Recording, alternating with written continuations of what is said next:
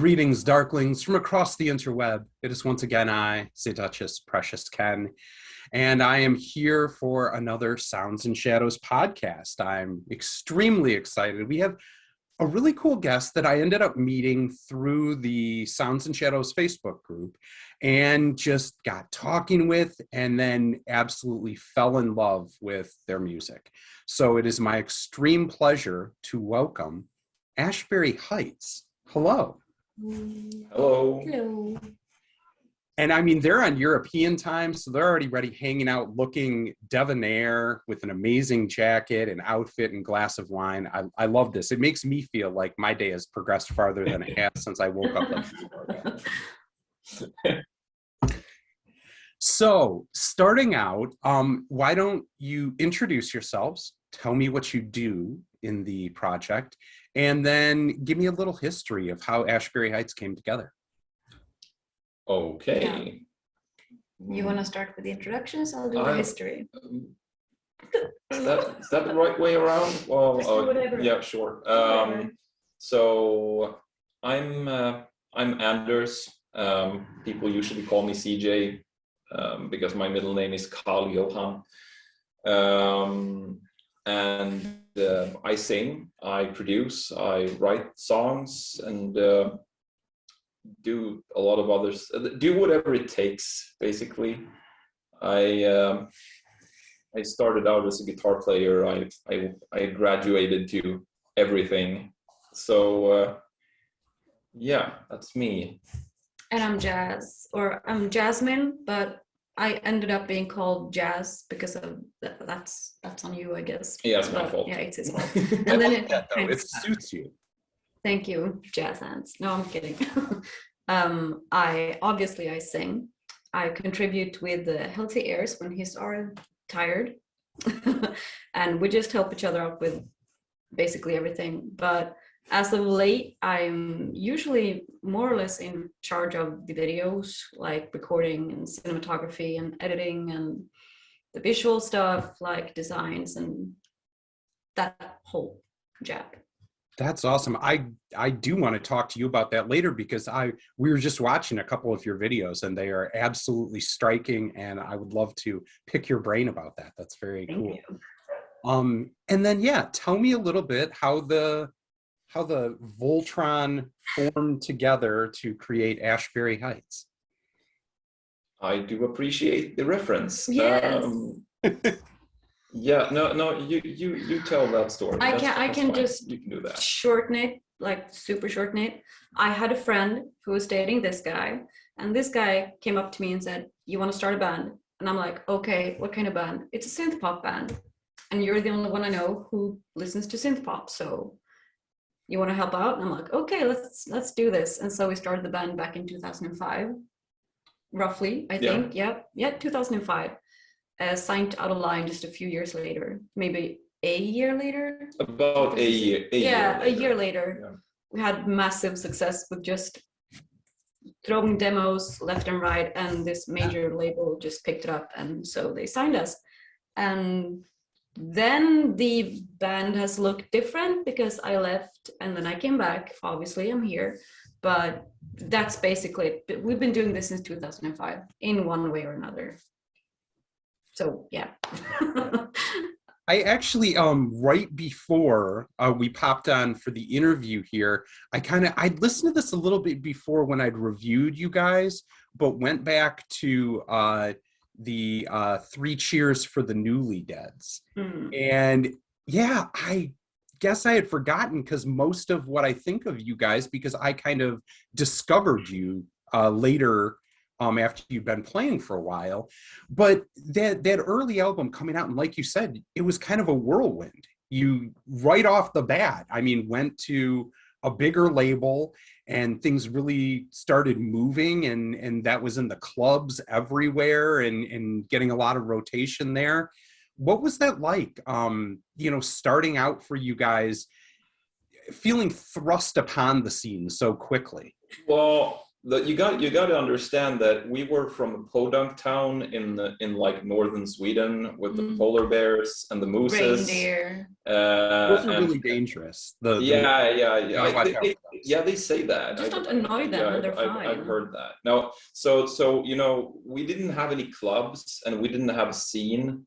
Only the metal scene. Yeah, we were basically the only two people in our part of the country who cared. So we never noticed any of that. We knew from our label that people were playing it, but just it didn't impact.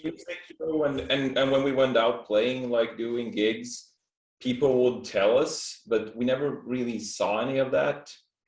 We've had one gig, a singular gig in our own hometown the last 17 years. Yeah. One gig. And she still lives here. Like we're there right now. We're in Podunk, Sundsvall, Sweden. Yeah, I've moved around since then, but yeah, it was fun. I mean, when we got the contract, I immediately dropped out of high school or whatever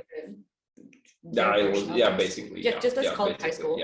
Yeah. I was 17 years old, and I had to choose between a recording deal with touring and all of that shazazz, or just finishing school and becoming a really responsible adult. And I said, fuck school, man.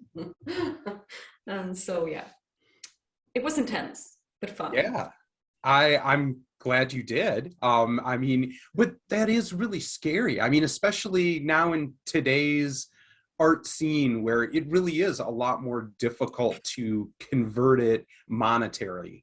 When you care about your art, to make sure to support yourself. Yeah, so that was a big scary risk. What was it at the time? Or was it because you were 17 and you were just utterly invincible, so you had no fears in the world? Yeah, extreme. There was I remember being like that. No future, no tomorrow. I live with chaos. I am become chaos. Let's just fucking do anything that's fun and not remotely responsible. Yep. That was me. So wow, I can see it, and I'm terrified, and both excited and terrified. That sounds like a lot of fun. Well, what about you, Anders? What kind of was this like for you? To kind of all of a sudden be from this small town and thrust into this much bigger world and having people appreciate your art. Well, once again, it's like you only got that in portions, because every time like you went out and everything was really fabulous, and then you go back home and everything's normal. And you get the like any artist. I mean, you know, is like the post-touring blues is a very real the post-tour depression. It's a real thing. Yeah. And you usually get sick right afterwards from going around. I mean, even back before pandemic days, but just the touring crud. Yeah, I've heard about that. I don't think we ever had that. No, we never had that. I have heard about it. Well, they do have universal healthcare over in Europe, so probably we do. It's nice. We recommend it. Yeah, try it out. Yeah, 10 out of 10. I really would love it. Still great people. But it's like and I mean, I try to do both. I try to be both like. I burned out pretty heavily. Like I think back somewhere around 2009, 2010, I had a major burnout, and we had a hiatus. There was like no Ashbury stuff between 2010 and 2014, I think. Yeah. Because of various reasons. And people. Yeah. And well, and you also, I mean, to be able to do something really prolific, you have to be feeling it. I mean, you have to be excited about wanting to make music. I don't know. I think that's one of the biggest things that bands run into is if you try and force it because you need to put out product when it's not emotionally, physically there. I think it is. The product sucks. I mean, I really wanted to put out product, but I ended up with a like by 2009, she had left, started her own band, which is greatly underrated, by the way. Well, tell me about it real quick. Give a shout out. Shout out. I'll put a link. Yeah. I haven't done anything in the last 10 years, but the first album was pretty cool. It's called Javelin. As in the spear you throw, javelin, called javelin, like a name. Super smart. Yeah. Clever. So yeah, I released an album. He produced it. I wrote it. So I'm gonna find it. I will find it. It's on Spotify. You can find it. Yeah, and I toured for a while with a new lineup, and then I had some like there was some bickering, some mishaps with there was some bickering with the label, and it ended up like I technically couldn't make music for a couple of years. It was dreadful. Yeah. I still made a lot of music, but I couldn't release any of it. It was a legal gray area, and ended up doing other things, much less interesting things. I'm not sure. But then the band was lifted, where you could put out music. Yes, the ban was lifted, and the friendship was reinstated. So like the label and I were friends again, and music was once again flowing. And then what did you put out as a result? You'd had all this time to kind of mold together something new, and then you released. Yeah, and you know what? I'm still struggling with that because during that hiatus, like I ended up making probably 100 songs at least, and she was actually involved too, like in the background. And the next album we're releasing is kind of a collection of the last odds and ends. It's like tying all the loose ends together. Yeah, I like that. Because when we released the first album after the hiatus, that was a different lineup. It was in 2015. It was called the Looking Glass Society. Yep. That was originally meant to be a double album, the Looking Glass Society and the Victorian Wallflowers, like a 30 song double album. But we ended up splitting it in two because we just didn't have we just couldn't manage that. With the under the conditions at the time, we couldn't really manage it, so we ended up releasing the Victorian Wallflowers as a separate album in 2017, I think.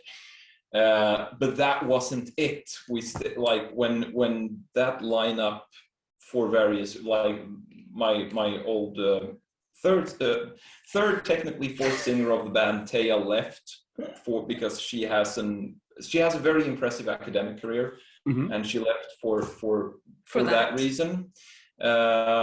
She actually got her PhD just recently, and I was still sitting there with like another 40 or so tracks. You also had live gigs you couldn't cancel. Don't forget that too. So now, like, the next record is like picking up the pieces.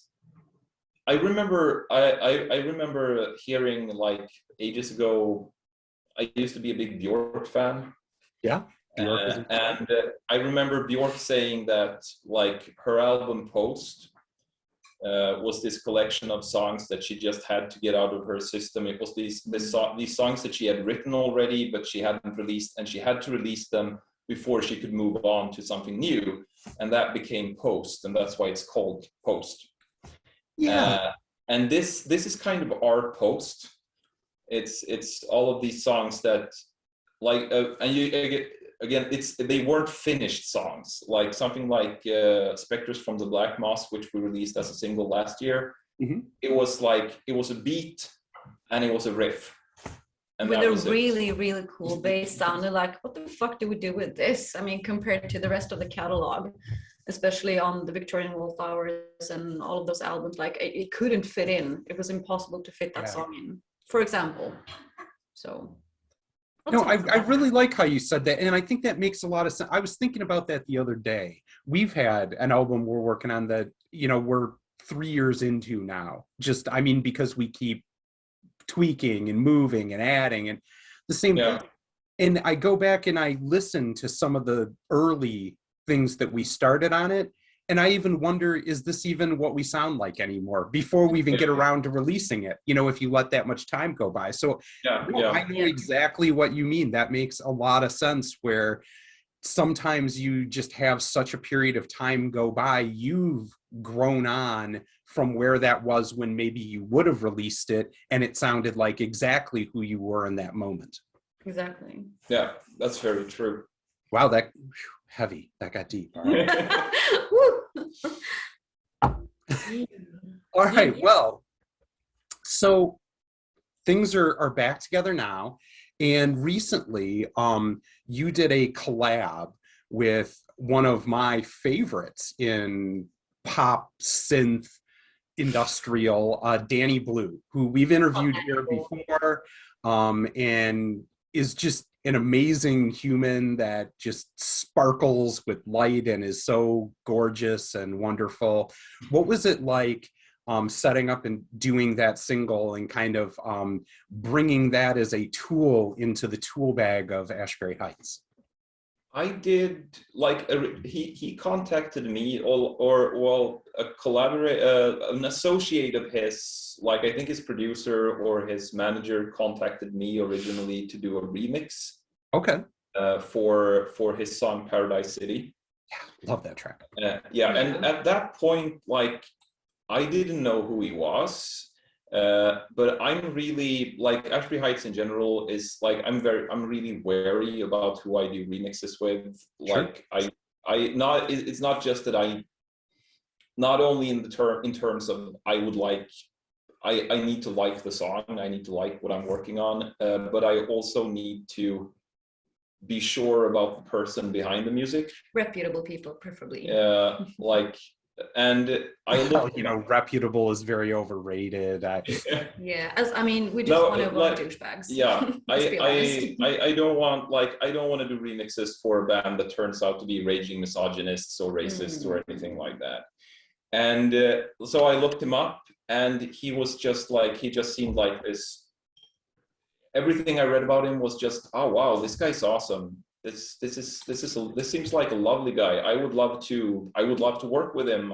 So I said yes, and I only ask for the vocal tracks when I do remixes, and I never listen to the track that I remix before I remix it. So I got the vocal tracks, and I was like, wow, this sounds like this sounds very much like something that could be like a typically Swedish Billboard pop song. Yeah. Sure. Beautiful. He has a very like commercially viable voice. Mm-hmm. Yeah. And I turned the song into what I thought it. I kind of thought I was pretty. In this case, I thought it was pretty close, because I like this is obviously an upbeat pop song. And way off. And I don't know if you've heard our remix. I have. I've heard the remix. It's like, I was like, this is definitely this is a strapping pop hit, definitely. Oh. And so that's what I did, and send it over to them. And then, they loved it. They released it like that. But then afterwards, I went ahead and listened to his album and listened to the song, and it turned out it was this moody, really moody, industrial ballad thing. And I was just taken aback, like, wow. Okay.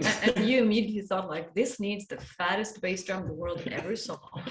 And before Danny kind of did the solo thing, he actually was a part of an even kind of harder industrial edge band. Yeah, I listened to that. And I mean, when you stack them up 1, 2, 3 in a row, it's funny. It's like spreading out the whole spectrum then. Yeah. But then it just happened that I was working on another song, and I needed, like, we've been doing a lot of collaborations for this album. It kind of felt right because the songs are so schizophrenic. Yeah, the songs are so like different, and there's this feeling that a lot of it is so old that it's basically like it's songs that if they had been finished, they would have been released on albums that never existed. So it's kind of working. It's kind of like we're working with this parallel universe version of ourselves. And I was like, yeah, Are you I going to always, get a goatee perhaps to go fully for the I nega mean, version? Like Yeah. either of see you? that amazing face I gave him in the cutscene video? Yes. We did That totally. was incredible. Yeah, that's the negative version. Okay, I like that. Yeah, yeah. that's so the dark so side version of Anders. yeah. So basically thinking like I always wanted to do like I always wanted to try to sing together with like that would be cool. Trying to singing with a different guy, that would be interesting. I haven't done that. So asked him if he wanted to be a part of it, and he very nicely acquiesced to that, and he sent a lot of really lovely takes, a lot more than I asked for, and he turned out to be a much more prominent part of the song than initially intended, because he gave me so much good stuff to work with, and in the end, I think the song, like Cutscenes, is probably one of my top 3 Ashbury Heights songs. Like I count it among one of the best I've ever written. I think it turned out extremely well. I mean, it's a good song, yeah. It is a straight up banger, as the kids say. Yeah. So I think another thing that was great when you got to add in so much of Danny in the song, when you produce the video now, take me through how, when you have a good starting point of a banger song like that, how do you infuse that into something visually exciting, and then having to work someone in across an ocean, you know, to be involved in the video like you had as well? Well, usually I just have an idea of what I want to do visually. Like I listen to the song, I get a vibe, I get a feeling for it, and then I start seeing shit. You know, so I try to translate that into something that I can actually pull off, because we don't have an entire production team, we don't have cranes or expensive equipment. So when it came to this particular song, Cutscenes, I just knew that I wanted Danny featured like this kind of hell bunny talking to you through a nightmare of some sort. So I tried to convey this. Yeah, I tried to just help him visualize what I saw. So all creds to him, because the directions I gave him, I'm like, okay, imagine this. I mean, looking back at what I wrote, I'm like, how did he take this and turn it into that? So all credit to him. And then I just went and bought a new camera, a new lens. What's your fancy new toy? Tell us. It's a Nikon D500. Ooh. With the classic Nikkor 50mm. So I don't know anything about cameras, but other people hear that and be excited. So I always yeah. Well, it's a beauty. It is, but I don't know. I just it's 2-part, equally big parts of I know I can do this, I feel confident, and what the fuck do I think I'm doing? I mean, that puts that kind of interesting spice on everything.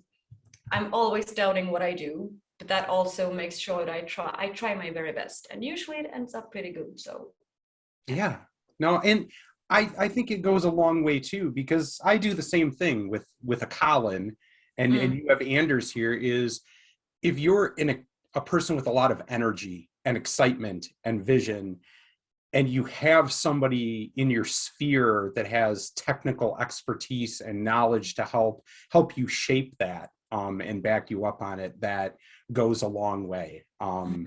And so I often, kind of like you were just saying, will give directions to Colin when he's mixing and be like, you know, can you make more like blue tinkly bits and less kind of like an orange fog?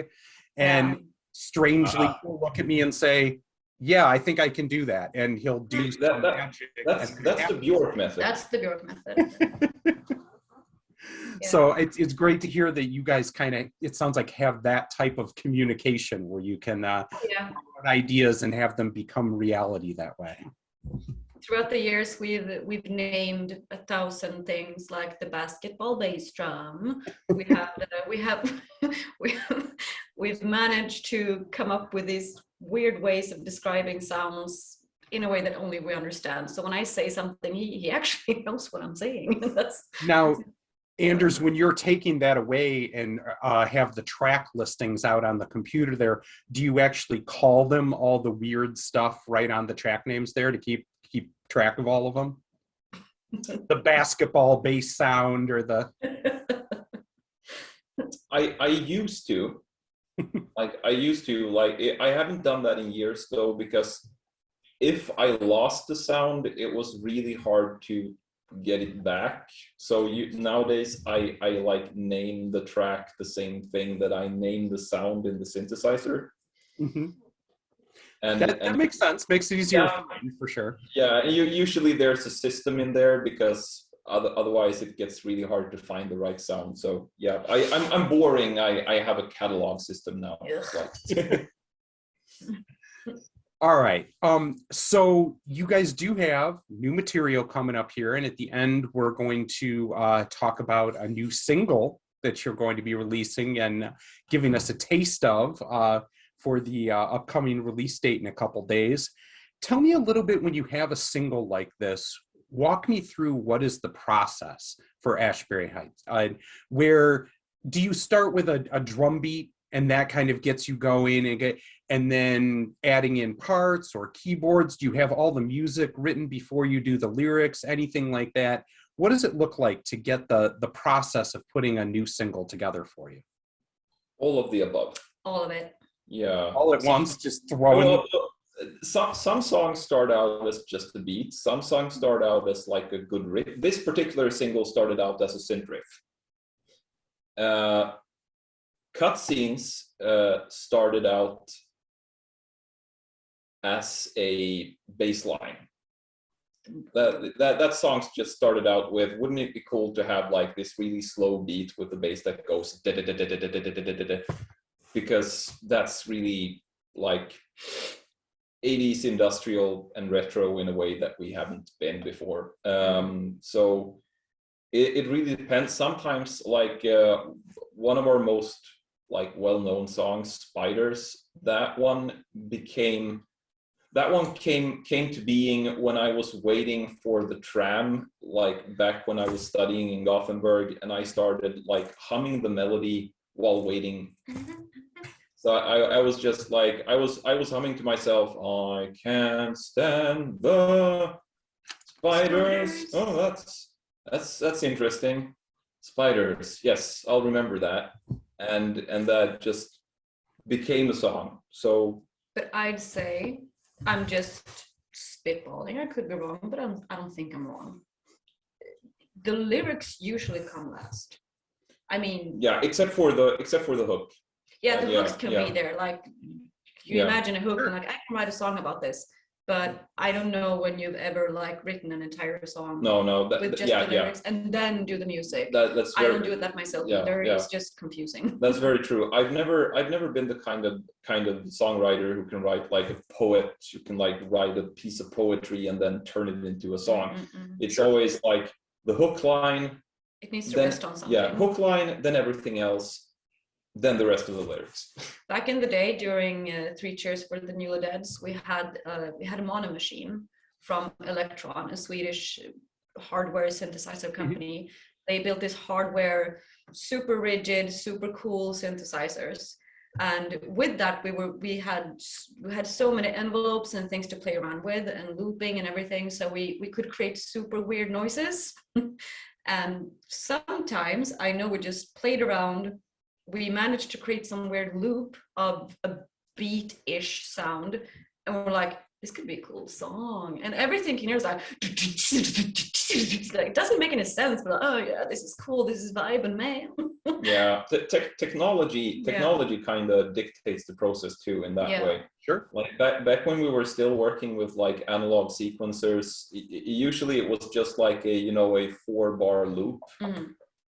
Like, okay, this is a like with like bass drum, snare drum, hi-hat, bass, and a little synth line, because that was all that it could do. Like, that was what we could do. So that was we had. We made 4 bars of that. This sounds cool. let's work from this. And I mean, obviously nowadays sky's the limit and you can do just about anything. Well, your computer is kind of complaining about the latest mixes, so that's just my thirst for expensive reverbs. yeah, it's not just the reverbs, man. It's not just the reverbs. It's mainly the reverbs. Oh, yes. Well, no, that makes sense. And so you did say, though, I want to focus a little bit on lyrical process, because like you said, that kind of for you, that's something you do at the end and place in there. What has been inspiring you lately when you're coming up? I love the idea of the story of, you're just kind of on the subway and like humming through and saying it to yourself. What are the type of things that have been inspiring you for these next singles coming up? This, well, these like the last few songs that we've done, like the songs for this album, have been very much like, I mean, I'm not wrong to say that like a lot of us have had like rough couple of years. Yeah, everybody I talk to, I mean, yeah, and very much in turmoil. Yeah, but I was coming into this latest rough patch, like this latest like communal rough patch of ours. I was coming into it from a different rough patch. One shitty place to the next. Yeah, I was like, I got really ill in 2017.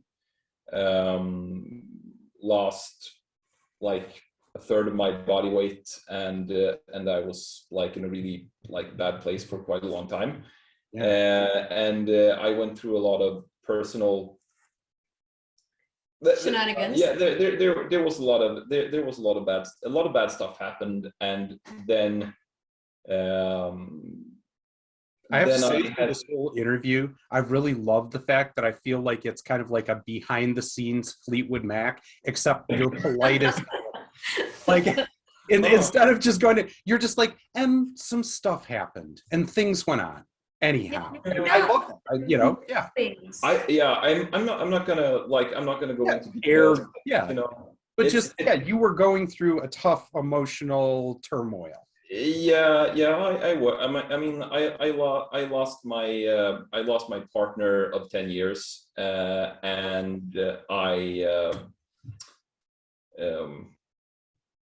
I lost direction in life, so to speak, and I was of poor health for a very long time. I was going through. He was quite sickly. Yeah, it sounds like you'd lose that much weight all in a hurry like that. Yeah, I couldn't eat solid foods for over a year, and I recommend that as a diet, by the way. Oh, like, shut up! Not even funny, man.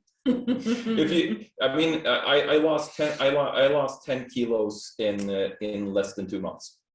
I don't know. I think I'd rather stay fat than not be able to eat solid food. Yeah. I would very much. I would not. I wouldn't recommend the experience. No.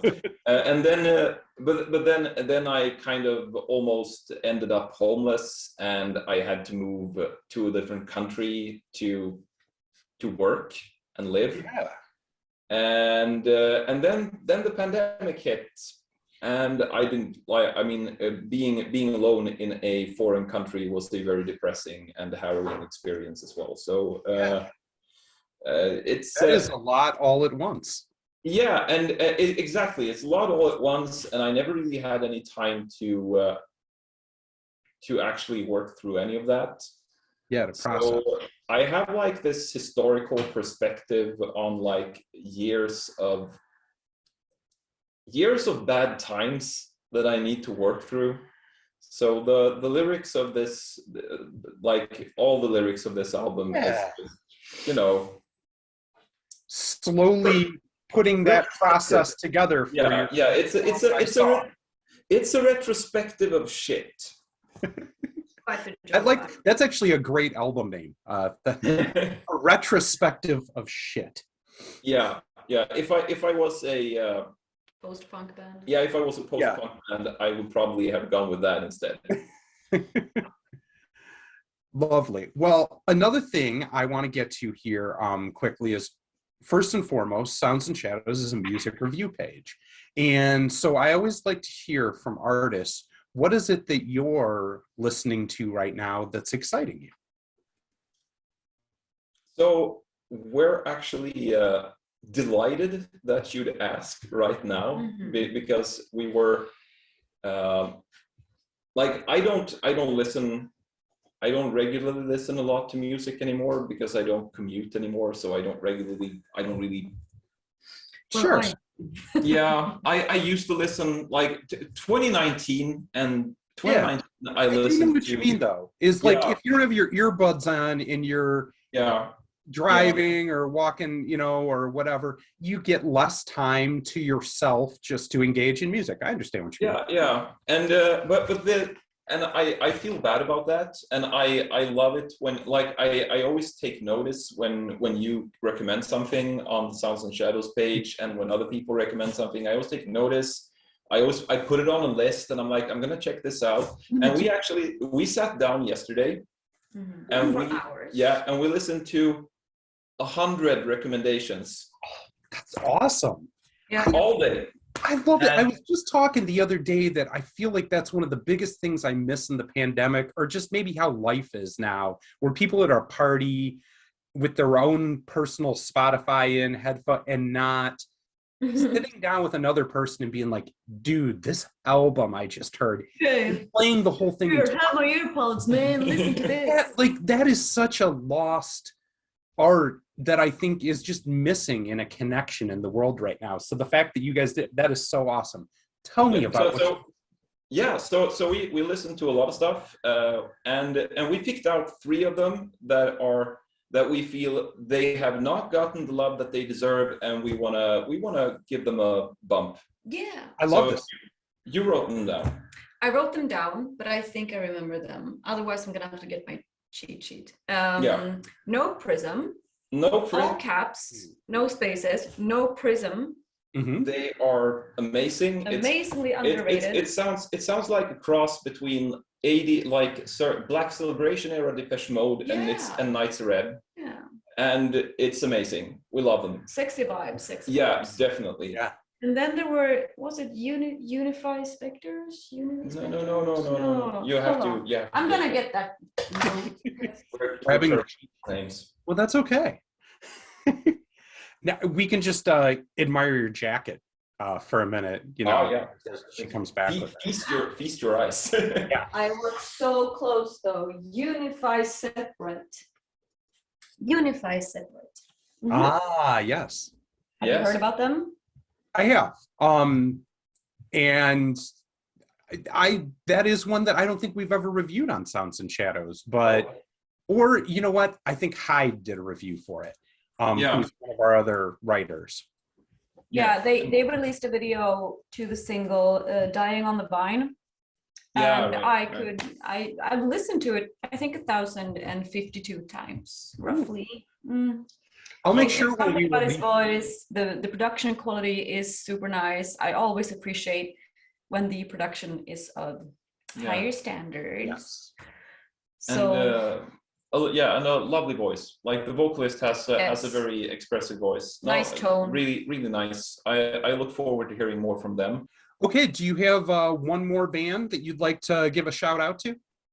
Yes. So finally, then we'd like to give a shout out to Lucid Dreams from Vienna. Yes. Super cool dudes. I mean, the sound is. I just their single Silver Lines. I love the beat, love the video, love the beat, love the style, the aesthetic, the attitude. I mean, they bring such an attitude through their sound, through their aesthetics, the video, everything, and it's so appealingly like they really don't give a shit. I mean, I bet they do. They give tons of shit probably, but I mean, they act as if they don't, and they're the coolest people about it. So I'm like, yeah, can I be in your gang? That's my take. I think that really is understated in music, the power of just kind of Aloof. an energy or attitude of aloofness. Yeah, you don't see Yeah. that as much anymore, and just Oh. well, More very you know. cool. Very cool. I'm so glad that you shared that, and I'll make sure to put a link to those in the interview when we do it, so that people can go click on those and check them out as well. Cool. So for the last thing here, you have a single that's going to be out in a couple days. And why don't you tell us a little bit about setting up this single, and then we will roll into the track so that people can enjoy it and go on Bandcamp and download a copy for themselves. Okay, so This is a problem, child, but we love it all the same. You know, some of the best ones are those songs Yeah. that need a little extra nurturing. yeah, Yeah. this one's in the extreme though. It was it's been like lying around on the hard drive since 2010. It's gone That is a through growth process. yeah, and for the first like 9 years I couldn't write a vocal line for it. It was just this thing that I felt like, oh, this is an amazing riff, this deserves to be something. It was so promising. Yeah, but I couldn't write a vocal line for it, for the death of me. And then suddenly, like in 2019, suddenly I just had this eureka moment, and suddenly, yeah, this works. This is now okay. Now we're cooking with gas. This is gonna be something. And then we hit another snag because we couldn't really decide on like The identity of the yeah, song. and we're still kind of two minds about the identity of the We song. do not agree with each No, other. No. But we're professionals. We've been doing this for a long time. So we agree to disagree. We let it go, let it live its own life. We're proud of it, very proud of it. So Well, yeah, at some point the track is done. yeah, you just Yeah. have to let it go, man. I mean, it is a So- single. It has all the qualities of a single. So it has to be a single. So I think gonna- I love that you just said that. And I think that's another one of those things where you have to know when to, kind of like you use the metaphor of a child or whatever, send it out into the world the best you could have it ready, because you also need to be focused on there's another child coming down the pipe here. yeah, I would like You that always one grow more. and do better there. But and okay, maybe that was a bad way to phrase it, but I mean, it's not the best of our children, but we love it all the same. but no, I mean, you have to know that you're going to be doing something else too, and just know that this is the single that we meant to put out in this moment, and be able to roll on to another one after that. Yeah. It's like, yeah, this at some point the artist writes themselves out of the picture, and the song has to stand on its own legs like a subject. And I think one super important thing to say about this entire album in general is that usually you write the songs and you release them and they go on to live their own lives, and you just see them evolve into something, and people interpret them, they mean something to someone, and people attribute meaning to them one way or the other. And that is humbling, it's daunting, it's what it is, it's a song, but then you're done with it. But this album contains a back catalog of old stuff, and they've been with you for so long that they've kind of developed their own identities already, and now you have to meet them and get to know them and kind of make them sound like, nah, I know you want to sound like this, but you have to sound like this now, and I'm telling you to, so just obey me. It's weird. It's really weird. This metaphor has gotten really in depth. I like the I know. I need more wine, I think. I feel it got a bit out of hand, but yeah. I mean, sometimes things do. That's all right. Yeah. It's life, man. And anyway, the track is called "The Cut in the Place," and it features the lovely vocal talents of Madeline Hardis, who also helped us out on Wild Eyes last year. Very cool. Well, I am very excited about that. I'm excited to hear more for you guys in the future. I absolutely love the sound, and kind of, it's always a lot of fun for me when I find a band that's been around for a while that I find them in 2020 or something, and then get to travel back through time, of their backpack. I love that. It to me, it's one of the most interesting feelings. And as time goes on, that happens less and less for me, because I kind of just hear about something, I'm a part of the scene, what have you. So this has been a lot of fun. I'm very excited. Let's roll the new track. Do you have any parting shots you would like to add before we go into the single? Thanks for creating one of the most delightful communities on social media. Yeah, that one's a given. So props to you, man. I love too that Anders and I, when he first joined up, it took us a little while to find our communications, but I'm so glad that we did, and I'm so glad that we have you here to add in your wealth of experience to the group. I think you really add some great poignant comments in there, so I appreciate you guys being here too. Please enjoy the latest single from Ashbury Heights. All you out in interweb land, keep it dark, yeah.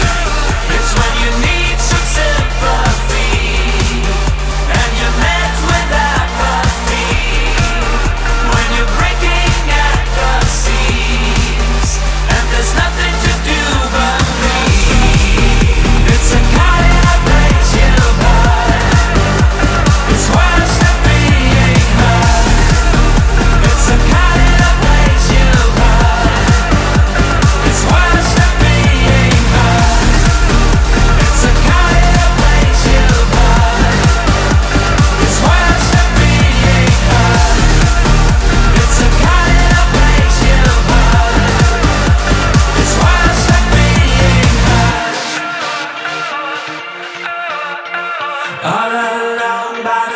tracks and bus lanes, lost among the cutbacks and nightshade. It's when you need some sympathy and you're met with apathy, when you're breaking at the seams.